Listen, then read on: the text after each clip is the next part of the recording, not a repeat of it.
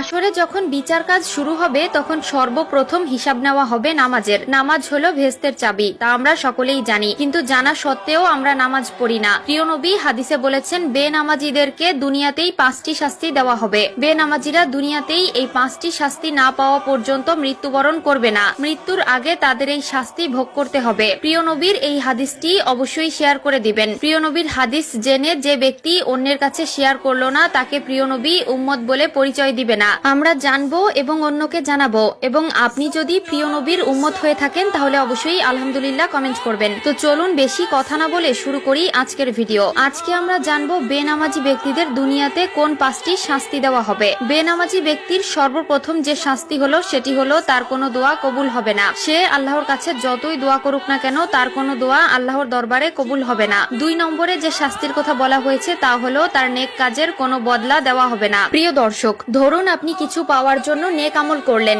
কিন্তু আফসোসের বিষয় আপনি যদি বেনামাজি হয়ে থাকেন আপনার নেক কাজের কোনো ফল আপনি পাবেন না। 3 নম্বরে যে শাস্তির কথা বলা হয়েছে তা হলো চেহারা থেকে নেককারদের নূর উঠে যাবে। প্রিয় দর্শক, জন্মগতভাবেই আল্লাহ তাআলা কালো, সুন্দর, অসুন্দর সকলের চেহারায় একটি মায়াবী নূর দিয়েছেন, কিন্তু নামাজ না পড়ার কারণে তাদের চেহারা থেকে সেই নূর উঠে যায় এবং দেখতে দেখতে একসময় চেহারার অবস্থা ভয়ঙ্কর হয়ে যায়। যার চেহারা থেকে আল্লাহর নূর উঠিয়ে নেয় তার প্রতি মানুষের কোনো মায়া মহব্বত থাকে না। 4 নম্বরে যে শাস্তির কথা বলা হয়েছে তা হলো তার জীবনের বরকত উঠে যাবে। আয় রোজগারে বরকত থাকবে না, ব্যবসা বাণিজ্যে কোনো সাফল্য পাবে না, সংসার জীবনে একটার পর একটা